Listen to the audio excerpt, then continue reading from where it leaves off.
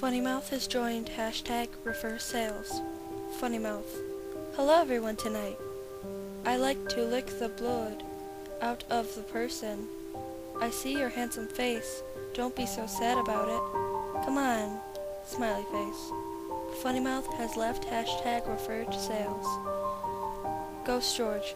Holy fuck. What the fuck? Lemon Lime Skull. Did that just happen? Ghost George. Yes, Skull. Yes, it did. The first thing I should probably know is that I'm Lemon Lime Skull. In other words, that's my scream note up there. That's the first time I saw or heard from Funnymouth, and all intentions or purposes. It should have been the last. Anyone who spent enough time chatting away knows that weirdos come and go. Folks pop in to ask insane questions, or just to troll a populated channel. What first struck me as odd about the Funnymouth guy, however, was the fact that he came and went with no particular goal. He didn't try to piss anyone off, and he didn't ask if anyone on the channel knew how to fix his computer or remove his virus. He just stuck his head in, rattled off some random text, and happily fucked off. Lemon Lime Skull. So, really though, what the hell? Ghost George. Not a clue. Lemon Lime Skull. He's in another channel if you want to find out. Hashtag BLUUD or Blood. Ghost George. I do not, sir. Lemon Lime Skull. Bitch. I don't know what result I expected from following this guy to another channel. I'm not the type that goes out of his way to annoy or argue with people. I'll usually avoid it at all costs, though once someone starts with me, I don't mind getting into that point. I guess what I'm saying is, I have no idea why I pursued this. Lemon Lime Skull has entered hashtag BLUUD. Lemon Lime Skull. Hey. He was sitting there in the channel by himself. Funnymouth. O, backwards parenthesis, bottom line, hash, parenthesis, O. Lemon Lime Skull, smiley face. So, done that face again. Lemon Lime Skull. So you're staring at me? That's rude. Funnymouth. Sorry, I just do it. It's okay. Lemon Lime Skull. I see. Funnymouth. That face again. I actually chuckled out loud at this point. He was weird and inoffensive. Lemon Lime Skull. You can come back to hashtag refer sales if you want. We're not going to boot you if that's what you're worried about. He did that face again. Or not? Whatever, man. You just seem interesting and I'm bored tonight. Funnymouth. I am broad tonight. Too. I always don't. Lemon Lime Skull. You always don't what? Funnymouth. I always don't. That's it. I always don't because they don't, and then I get silly. Lemon Lime Skull. Okay, well, see you around. Then that face again. And with that, I left. The act got old fast, and I felt either this was someone trying too hard, or a legitimate moron who was unaware of how to properly use a chat program. Sitting idly by yourself and popping to other channels for a split second seemed like a desperate bid for attention. I might have done that and laughed my ass off in or around the 90s, but yeah, stupid. Ghost George. Lemon Lime Skull. Nothing. I seriously don't know what he was saying. Ghost George. Huh. Welcome to the internet. Lemon Lime Skull. What's sad is that, besides you and me, the guy's the only active user here all night. Lemon Lime Skull kicks Kill-J and shouts, "Wake up!" Lemon Lime Skull. Blah. Silence dominated the channel for about a half hour, as I minimized the window and went about my business. Lemon Lime Skull. Anyone on? Nothing. 8 users in the channel and not a single one active. Lemon Lime Skull. Boring. Why are you people so boring? Funnymouth. That damn face again. Lemon Lime Skull. Wake up! Lemon Lime Skull puts everyone's hand in a bowl of warm water. It took me a few seconds to see it. Funnymouth again. Staring again. I physically slumped my shoulders with a "not this shit again" sigh. Then I noticed he wasn't in the channel. Lemon Lime Skull. Question mark. ... Anyone else see him? Of course not, 'cause you're idle. Obviously it was a glitch with either my client or the server. The message was kicked up from earlier in the night, at random. These things happen. Still, it creeped the hell out of me. After a few minutes of sitting there with a really cold, creepy feeling in my stomach, that I shouldn't have done something feeling, I decided to stop trying to be brave it out and just close out the entire chat program. Sure, I could have just hung around like everything was fine, but why bother try to prove that I wasn't spooked? Hell, nobody was even around to see me slink away. After a few more hours of screwing around on the web, I went to bed at about 2:40 a.m. One thing I've always prided myself on is that I do not have nightmares. At least not regularly. Outside, usually, if there are monsters or ghosts or nuclear wars in my dream, I get to control it and I have a great time. I'm shooting zombies in the face, outright telling ghosts they're not real while I laugh at them, and if there's some disaster, I always know how to get to the safe spot while all the other MFers die. I've had maybe 4 actual nightmares in the past 10 years, and yeah, I'm completely serious. The first nightmare of my adult life was in 2005. I had just broken off a relationship with someone who had been with someone else for over a year behind my back. That night, when I finally did get to sleep, I dreamt she was strapped onto a medical table with some sort of unseen, inexplicable creature sucking her brains out through an organic machine. The brains screamed ceaselessly. The second nightmare had me visiting a medical facility where they were experimenting with new methods of saving lives. There was a fantastic tour of this high-tech facility, lots of wonders of modern science, people in lab coats, etc. And then I was led to a room where 3 car crash victims had been saved by their techniques. This included a slow-rocking young girl whose face had been completely distended and hung around her chest, and a woman who was nothing but a cluster of twitching severed limbs, all held together by a drawn-out, kite-like span of flesh. The third came soon after the second. I was being accompanied by 2 people, one who wanted to insult me to no end, and the other who kept trying to pinch and tweak me absurdly ineffective ways. Thinking I could control this dream like others, I set the 2 men against each other, thinking it would be some sort of poetic justice. Instead, the pincher became increasingly violent until he was pulling at the other's cheeks, grabbing his tongue with a fist and furiously pulling at it until it came out. Then he pulled the fellow's eyelids until they distended in some sort of grotesque prolapse. I suppose what I'm getting at is that even when I did have nightmares, I was never the actual target of any sort of horror. It had always been some kind of empathetic horror related to someone else getting brutalized. This night, however, was different. As soon as I fell asleep, I started dreaming. Basically, it was a recurring dream I have, where I'm in the woods, just checking out the animals and birds, and generally acting chill. I lie on the grass and look up at the sky. It's always a dream I welcome, because even if I have a shit day, I'll wake up happy and ready to start over. This time, the script changed. I'm laying in the grass, but while I was staring at the sky, I felt something odd. It was a cold, squirming feeling on my neck. In the dream, I reached to my neck and pulled away a long, writhing earthworm. Earthworms disgust me. If I see one in the yard, I'll specifically get a shovel and heap dirt over it, simply so I don't have to accidentally see it again. Disgusted, but more or less content, I flung the worm aside and continued my dream. The then that feeling again. Clammy, wet, wiggling against the side of my neck. I pulled another worm away. Again, it happened.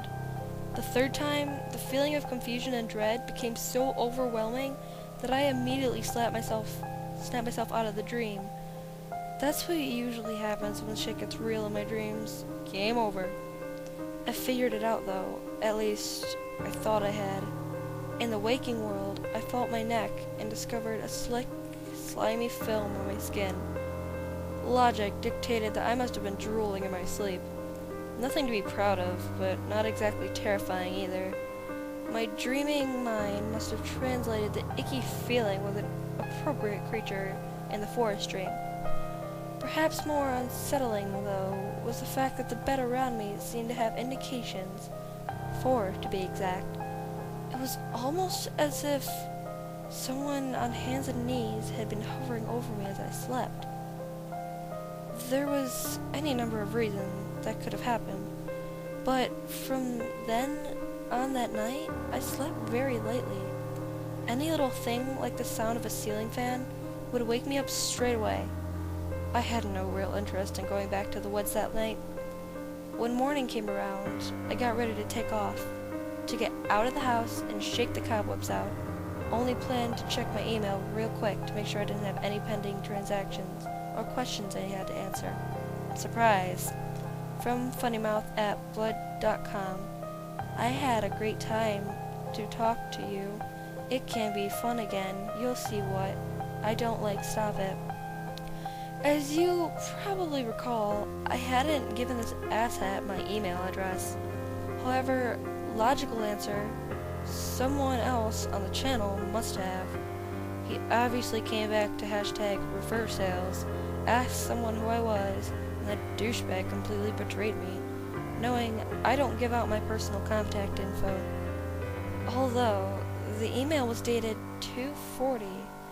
That was pretty much the moment I went to bed, when everyone else on the channel was still idle. Even though I well and truly knew I was taking some sort of bait, I responded. From Charles Watts. Yeah, bro, not exactly sure I want you emailing me. It was clear and to the point. There was no mistaking the message I was sending, and though it was snippy, I goaded him into replying by starting a flame war. But of course, from Funnymouth at blood.com. Come on, don't be sad about it. I know you can like it. We can have fun a lot of time. It's okay even. And with that, I blocked his address. Really, I should have done that in the first place, but I still had some sick sort of interest in exactly where this was going. Maybe if I put my foot down, he would admit that he was just screwing around and call me a humorless wet blanket. When I saw it, it was just some sort of a bullshit that gave me the green light to go ahead and shut the guy down. From what it's worth, you can relax at this point. The blocking stuck, there was no follow-up message, avoiding the ban. After a few minutes, I assured myself that it was all over. I went about my day. It wasn't until I got home at dusk that cold, squirming feeling on my stomach started all over again. And I had no idea why. Well, that's not entirely true. I had some idea why. I checked my email. Nothing from Funnymouth. However, there was an email from George. From George G. Hey, refersales.com is fucked up. I can't get shit to load. When you're online, can you take a look ASAP? Peace and carrots, George. I let out a string of curses. Downtime meant lost sales, and I've been out all day with no way for George to contact me. If I'd been a little less strict with my personal info, he could have just called me. I loaded the site and waited for some sort of error screen. Instead, it began to reroute to another page. Flood.com. From Charles Watts. Yeah, I see it. It's redirecting to a website with a giant pixelated face and a messed up tongue. I think it has to be that Funnymouth POS. Did you give him my email? What's the domain in it? CW. From George G. It's a 404 page, not redirected. I want what you're smoking. All I got was blood on blood.com was a coming soon notice. I didn't get any shit. George, from Charles Watts. Har har har, funny. Then George emailed me a screenshot of the site giving a 404 error, along with a coming soon notice for blood.com. He could have easily faked them, but why? I mean, if this was some sort of joke, it was a pretty abstract one, and I didn't get it. When I looked at my website files, everything was normal. Nothing was out of place, and nobody had even logged in to change anything. I checked the domain name servers, the thing that routes a domain where it's supposed to go, and nothing was out of sorts. Still, there was this bloated, tongue-wagging face looking back at me with its empty eye sockets. Then, I don't know how I missed it in the first place. Looking closely, the picture of the face wasn't really pixelated. It was made of tiny letters, HTML code coloring each letter specific to the image. Over and over, the word that made up the image was right in front of me. Funnymouth, Funnymouth, Funnymouth, Funnymouth, in a great cluster of nonsense. I felt like spitting at the screen. I unblocked his email address and set about writing an incredibly profane and threatening letter. I didn't care if I got the site back at this point. I just wanted to get everything off my chest, so I could feel like I was in control of the situation again. Before I could finish the letter, I got this weird, creepy feeling that, no, it couldn't be feeling, where you know you're being absurd, but at the same time, you know you're right. I stopped hacking out my death threats and checked the inbox. From Funnymouth, I see your handsome face. From Funnymouth, hello, buddy. From Funnymouth, come on. From Funnymouth, hello. From Funnymouth, hello, hello, hello. From Funnymouth, I didn't want to not. From Funnymouth, I don't think about it, please though.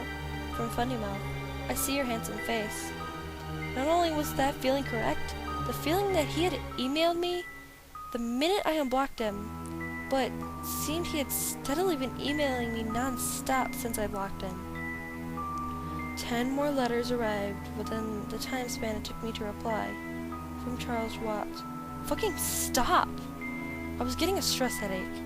My heart pounding, not from fear, but from rage. This was probably the most absurd, infuriating person on the internet, and that's saying a lot. Thankfully, the string of letters did indeed stop. I tried to calm myself down, breathing deeply, but it didn't seem to take. I was incredibly still pissed. Slowly, methodically, I sent him another note. From Charles Watts. Hi. I don't understand what you are saying, and I do not understand what you want. I think there may be a language barrier. Is your first language English? I think you have done something to my website, and I would like you to undo it. If you are mad at me, I did not intend this to happen. You may have misunderstood what I said, or what I meant. Please change my website back, and let's both go on our separate ways. Thank you, CW. I waited. I thought about how I'd conquered my anger, and that this measured response was really the best way to go about it. The fellow would understand what I meant. He realized the mistake he made. I calmed down. Everything was going to be okay. Then, from Funnymouth at blood.com, the face. I hit the roof. I hit the goddamn roof. It went clear through it. I smacked the monitor with my palm, knocking it clear off the desk. That pissed me off more, as I just drove my fist into the keyboard repeatedly until the keys flew free. I screamed out of a mixture of frustration and with myself in rage over the situation, and stormed out of the room, knocking down anything and everything I could get my hands on. For as long as I could manage the energy, I laid waste to my own shit. I would have started a fire and burned the fucking place down if I had a lighter in my hand. That night, I stared at the ceiling for what felt like an eternity before sleep came. Waiting for sleep, I knew I was going to have a nightmare. I just knew it. That's how my luck was going. Imagine how surprised I was. Even in sleep, when, instead of some horrific setting, I was someplace safe, the woods. I lay down in the grass again. I felt the relaxation. I knew, even my subconscious knew, that everything would be okay. No matter what setbacks life threw at me, the world would go on, nothing was permanent. Everything was in transition. Nobody could really get me. I felt the squirming against my neck. Nope, no dice. Nothing could spoil this right now. I ignored the worm. It would go away. I felt the squirming move to my mouth. Now, I couldn't will myself awake. Every other time, I'd been able to decide to wake up, but it seemed like that opportunity had now passed. Then, it wasn't a worm. It was a finger, then another, then more until 4 slimy, squirming digits were locked around my teeth, clutching my lower jaw. It didn't hurt when it happened. It was just sort of a pop, more pressure than pain. It was quick, and before I even knew what was going on, it was over. I then managed to force myself awake. I sat up, got to my feet in complete darkness. Feeling my way along the walls, I made my way to the bathroom. There, I finally flicked a switch on. I stood before the mirror, rubbing my eyes as the harsh light blinded me. I stared into the mirror for minutes on end with no reaction, no feelings, no thoughts. Then I smiled.